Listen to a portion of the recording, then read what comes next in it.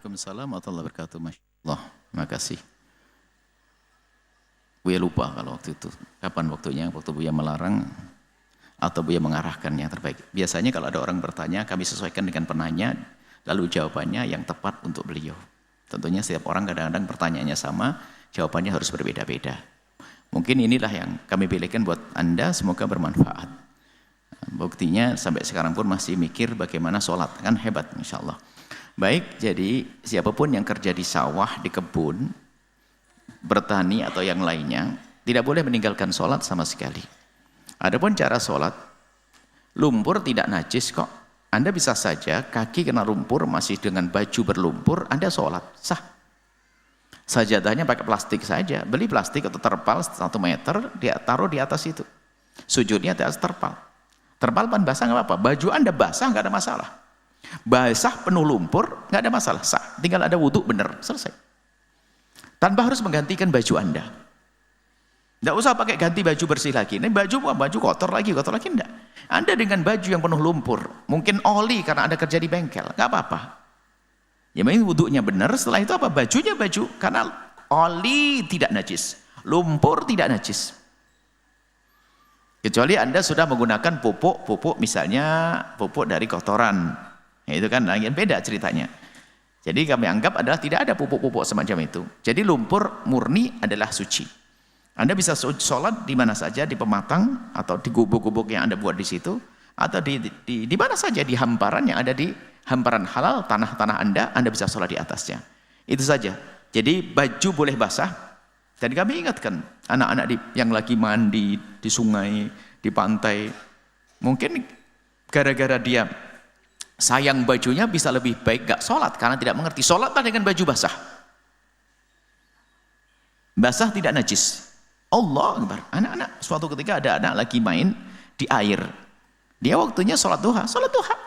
Ambil air wudhu, sholat di atas pasir. Nggak ada masalah, sah. Apalagi sholat fardu. Lakukan. Seperti itu insya Allah.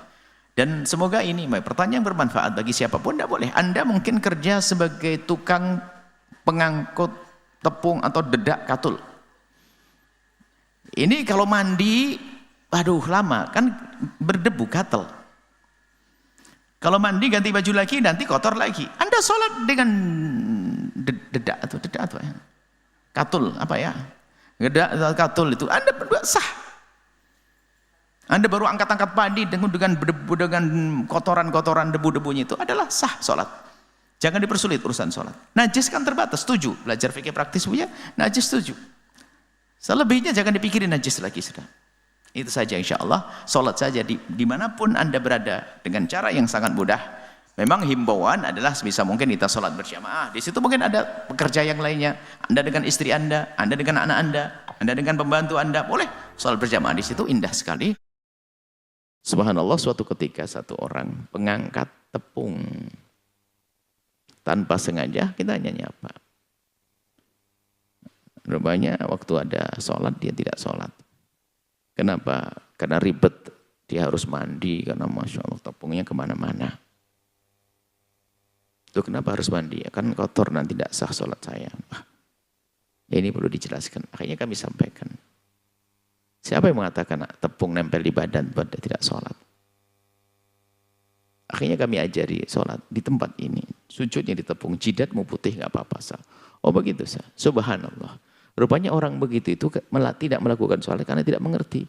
Dipikir yang namanya tepung tidak menjadikan sah sholatnya.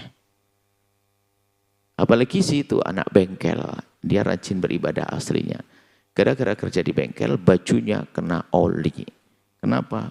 Oli kan najis. Mulai kapan oli najis? Badanmu berbelepotan oli pun tetap sah kok sholatnya. Ya permasalahannya kalau orang jarang ngaji itu lihat. Makanya yang bingung begini nih kalau ngomong oli tidak najis pasti jarang ngaji. Oli tidak najis, lumpur tidak najis, tepung tidak najis, dedak. Apa namanya? Dedak. Katul tidak najis, semen tidak najis. Apa saja? Yang najis kan hanya 7 nanti insyaallah bab ta'ala. Anda bisa sholat di mana saja. Ini permasalahan dia ngaji itu repot. Atau ustadznya mempersulit. Makanya Ustadz, kalau ada orang tidak bisa sholat itu yang salah gurunya. Oh, sholatnya juga setengah ngaji, semuanya jadi nggak boleh. Najis, najis, nggak boleh sholat kok pakai baju gituan. Oh, nggak boleh, ya sudah nggak sholat. Oh, Ustadznya ini Ustadz jarang ngaji. Ada Ustadz nggak boleh sholat kok pakai baju kayak gitu. Kalau Anda menganjurkan yang lebih bagus, oke. Tapi kalau Anda mengatakan jangan, jangan dong. Di tengah sawah pakai lumpur. Bajunya kena lumpur, sholat dengan lumpur. Lumpur tidak najis. Bahkan lumpur kalau kering bisa pakai tayamum. Bisa untuk wudhu, menggantikan wudhu. Di pematang sawah, di galengan ngadep ke kiblat. Di atas jerami, di atas tanah. Wah, baju saya najis. Kenapa? Tadi saya ngompol. Nggak ada masalah. Nyebur aja sungai, naik sudah suci. Kenapa? Pusing. Kan kamu di sawah, dekat sungai. Nyebur sungai ibadahnya. Sholat dalam keadaan basah. Siapa mengatakan sholat baju basah tidak sah? Nah, ini adalah petaninya soleh, tukang bengkelnya soleh, yang kerja di pasar tukang angkat-angkat soleh, kan enak begitu. Kita perlu bermudah bab sholat ini, jangan sampai ada orang meninggalkan sholat. Tolong para ustadz, saya mengerti sedikit ustadz ini, jangan bersulit urusan sholat dan urusan wudhu. Terlalu, ustadznya ustadz was-was, mau bikin jamaahnya was-was semuanya, gak usah, harus segini. Aduh, ya ustadz, sudah, jangan jadi ustadz kalau Anda ngerepoti orang awam. Ini model ustadz biasanya merepotkan jamaahnya pada tidak sholat jamaah ini. Baik, ini di sebuah tempat, sampai digambarkan. Ini adalah himbauan dari Nabi, dimanapun, di hamparan luas, padang pasir, padang rumput. Anda melakukan sholat. Anda mudah melakukan sholat. Di pinggir pantai, malah sepanjang pinggir pantai itu adalah untuk sholat itu. Suci pasir, bersih lagi. Enak lagi, empuk.